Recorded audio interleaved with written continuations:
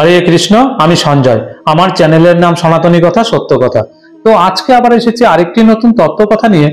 আজকের কাহিনী মার্কণ্ডেয় ঋষির সহ্য শক্তি, বা আমি বলতে চেয়েছি যেটা মার্কণ্ডেয় ঋষি এতটাই ধৈর্যের সাথে তিনি যজ্ঞ করতেন, বা একনিষ্ঠ ভাবে উনি যজ্ঞ করতেন বা ভগবানকে প্রার্থনা করতেন, তার যজ্ঞ কেউ ভাঙতে পারে না। এমন আছে, যদি কেউ তেমন ভাবে ভগবানকে স্মরণ করতে পারে বা তেমন ভাবে যজ্ঞ করতে পারে, তাহলে ইন্দ্রের স্থান সে নিতে পারে। তাই সে যজ্ঞ করতে করতে মার্কণ্ডেয় ঋষি এমন জায়গায় পৌঁছে গেছিল, যার কারণে ইন্দ্র এক উর্বশীকে পাঠায় তার সৌন্দর্য দেখিয়ে তার যজ্ঞ বা তার ধ্যান ভঙ্গ করার জন্য। তাকে পেরেছিল ধ্যান ভঙ্গ করতে? তো তাই নিয়ে আজকে আলোচনা করব। শুরু করার আগে প্রথমেই বলি, আমার চ্যানেলে যারা প্রথম এসেছেন তারা আগে ভিডিওটি দেখুন। যদি ভালো লাগে তাহলে অবশ্যই সাবস্ক্রাইব করে চ্যানেলের সাথে জুড়ে থাকবেন। ভিডিওটি স্কিপ করবেন না, সম্পূর্ণ ভিডিওটি দেখুন, অবশ্যই ভালো লাগবে। এই চ্যানেলের পাশাপাশি আরেকটি চ্যানেল আছে, এটি ব্লগের চ্যানেল।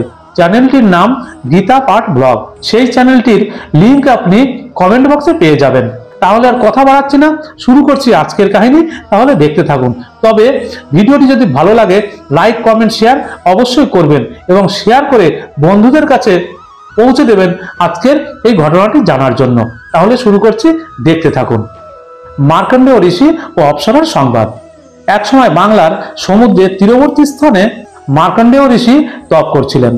ইন্দ্রপদে বিরাজমান আত্মা জানেন যে তার রাজত্বকালে, অর্থাৎ ৭২ চতুর্যুগের মধ্যে যদি কেউ পৃথিবীর উপর ইন্দ্রপদ প্রাপ্তির যোগ্য তপ বা যোগ্য মর্যাদার সহিত করে, তাহলে বর্তমান ইন্দ্রকে গদিচ্যুত করে ওই সাধককে ইন্দ্রের পদ দেওয়া হবে। তাহলে একটি কথা আগে বলিনি, ইন্দ্র কোনো ব্যক্তির নাম নয় বা কোনো দেবতার নাম নয়, ইন্দ্র একটি পদের নাম। আমরা হয়তো অনেকেই জানি না যে ইন্দ্র বলতে আমরা একজন দেবতাকে মনে করি। ইন্দ্র দেবতা অবশ্যই, তবে তার পদকে উল্লেখ করে বলা হয়। ইন্দ্র হচ্ছে একটি পদের নাম। তাই রাজা ইন্দ্র চেষ্টা করে তার রাজত্বকালে বা তার শাসনকালে যদি কোনো সাধক যাতে তপ বা কোনো যজ্ঞ পূরণ করতে না পারে, এই জন্য সে যে কোনো মূল্যে তপ বা যজ্ঞ ভঙ্গ করে দেয়। তো আমরা প্রত্যেকেই জানি, প্রধানমন্ত্রী মুখ্যমন্ত্রী এদেরও কিন্তু একটা পদের সময় আছে, যেমন 5 বছর। তো ইন্দ্রের পদেরও কিন্তু একটা সময় আছে, যেটা হচ্ছে ৭২ চতুর্যুগ। বা এই ৭২ চতুর্যুগের মধ্যে যদি কেউ তার যোগ্য হয়ে ওঠে, তাহলে পুরনো ইন্দ্রকে সরিয়ে তাকে নতুন জায়গা দেওয়া হবে। একদিন ইন্দ্রদেবের দূত ইন্দ্রকে বলে, বাংলার খাড়িতে মার্কণ্ডেয় নামে এক ঋষি ঘোর তপস্যা করছে। ইন্দ্র মার্কণ্ডেয় ঋষির তপ ভঙ্গ করার জন্য এক উর্বশীকে পাঠায়, যে উর্বশী ছিলেন ইন্দ্রের পত্নী, অর্থাৎ তার স্ত্রী।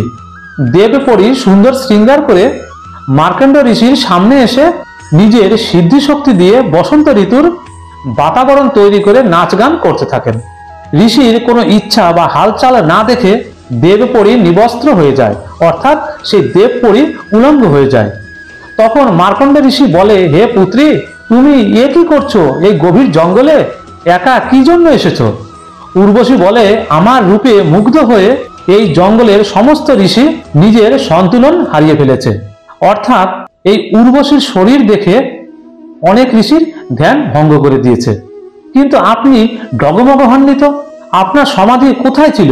কৃপা করে যদি আপনি আমার সাথে ইন্দ্রলোকে চলুন, তা না হলে আমার উপহাস করবে, যে বলবে তুমি হেরে গেছো। অর্থাৎ আমি এখনো পর্যন্ত অনেক ঋষিমুনির ধ্যান ভঙ্গ করেছি, শুধু আপনাকে ছেড়ে। মার্কণ্ড ঋষি বলে, আমার সমাধি ব্রহ্মলোকে ছিল, আমি ওখানে উর্বশীদের নাচ দেখছিলাম। অর্থাৎ ওই মার্কণ্ড ঋষি যখন ধ্যানে ছিলেন, তখন তিনি ব্রহ্মলোকে তার চিন্তা ভাবনা সম্পূর্ণ ছিল। তিনি ব্রহ্মলোক দেখতে পাচ্ছিলেন এবং সেখানে উর্বশীদের নাচ গান শুনছিলেন বা দেখছিলেন, যার কারণে এই মর্তের উর্বশীর দিকে কোনো নজরই আসেনি। তারা এত সুন্দরী যে তোমার মতো 7 সুন্দরী তাদের দাসী হবার যোগ্য। তাই আমি তোমাকে কি দেখব? তোমার থেকেও বেশি সুন্দরী যদি কেউ থাকে, তাহলে তাকে নিয়ে এসো। তখন দেবপরী বলে, আমি ইন্দ্রের মুখ্য পাটরানী, স্বর্গে আমার থেকে সুন্দরী আর কেহই নেই। তখন মার্কণ্ডেয় ঋষি জিজ্ঞাসা করে, যদি ইন্দ্রের মৃত্যু হয় তখন তুমি কি করবে? তখন উর্বশী উত্তর দেয়, আমি 14 জন ইন্দ্রকে ভোগ করব। অর্থটা বুঝুন, যে ব্রহ্মার একদিনে 1008 চতুর্যুগ হয়, একজন ইন্দ্র 72 চতুর্যুগের শাসনকাল সমাপ্ত করে এই রূপ 14 ইন্দ্রকে ভোগ করবে। ইন্দ্রের ওই রানী কোনো মানব জন্মে এতটা পুণ্য সঞ্চয় করেছিল, যার কারণে ওই দেবপরী 14 জন ইন্দ্রের পাটরানী হয়ে স্বর্গসুখ ভোগ করবে। তখন মার্কণ্ডেয় ঋষি বলেন যে এক এক করে যখন 14 জন ইন্দ্র মারা যাবে তখন তুমি কি করবে? উর্বশী বলে, তখন আমি মৃত্যু লোকে অর্থাৎ পৃথিবীলোক বা মর্তলোক গাধী হয়ে জন্ম নেব, আর সর্ব ইন্দ্র যারা আমার স্বামী তারা সবাই গাধা হয়ে জন্মাবে।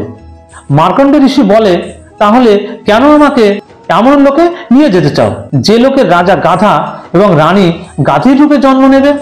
তখন উর্বশী বলে, ওটা আমার সম্মান বাঁচানোর জন্য, তা না হলে ইন্দ্র আমাকে বলবে তুমি পরাজিত হয়ে এসেছো। তখন মার্কণ্ড ঋষি বলে, গাধীর আবার সম্মান কিসের? এই কথা বলতে বলতে সেখানে ইন্দ্র উপস্থিত হয়। নিয়ম অনুসারে নিজের ইন্দ্র রাজ্য মার্কণ্ড ঋষিকে নেওয়ার জন্য বলে, ঋষিজি আপনি জয়ী হয়েছেন এবং আমি পরাজিত হয়েছি, আপনি ইন্দ্রের সিংহাসন স্বীকার করুন। তখন মার্কণ্ড ঋষি বলে, আরে আরে ইন্দ্র, ইন্দ্রের পদবী আমার কোনো কাজেরই নয়, আমার জন্য এটা কাকের বিষ্ঠার সমান। ঋষি ইন্দ্রদেবকে বলেন, আপনি আমার বলা মার্গে সাধনা করুন, তাহলে আপনাকে আমি ব্রহ্মলোকে নিয়ে যাব, এই ইন্দ্রের গদি ছেড়ে দাও। তখন ইন্দ্র বলেন, ঋষিজি আমাকে এখন আনন্দ ফুর্তি করতে দেন, আমি পরে দেখব। এবার আপনাদেরকে আমি বলছি, যারা ভিডিওটি দেখছেন, বিচার করুন, ইন্দ্র জানে যে তার মৃত্যুর পরে তাকে গাধার জনি প্রাপ্ত করতে হবে, তথাপিও এই ক্ষণিকের সুখকে তিনি ত্যাগ করতে চান না, বলে পরে দেখব। তাহলে বলুন তিনি পরে কবে দেখবে? গাধা হওয়ার পরে তো কুমার দেখবে, যে গাধার পিঠে কত মাটি চাপাবো, কোথায় গর্ত ভরতে হবে।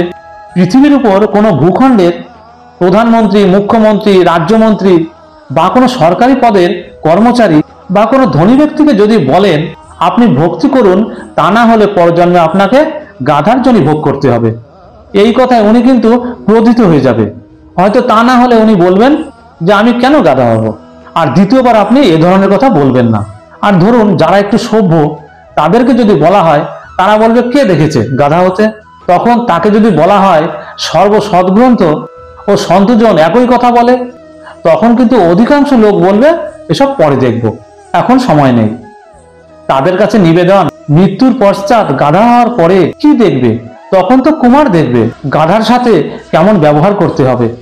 আর যদি দেখতে চান তাহলে বর্তমানে দেখুন, সমস্ত বিকার খারাপ কর্ম ত্যাগ করে শাস্ত্র অনুকূল সাধনা করুন, তাড়াতাড়ি এসে নিঃশুল্ক নিজের জীবনের কল্যাণ করুন। তো এইটুকুই ছিল আজকের কাহিনী। আগামী দিনে আগামী পর্বে আবার কোনো নতুন কাহিনী নিয়ে আসব। ততক্ষণ আপনারা অবশ্যই ভালো থাকবেন, সুস্থ থাকবেন। হরে কৃষ্ণ।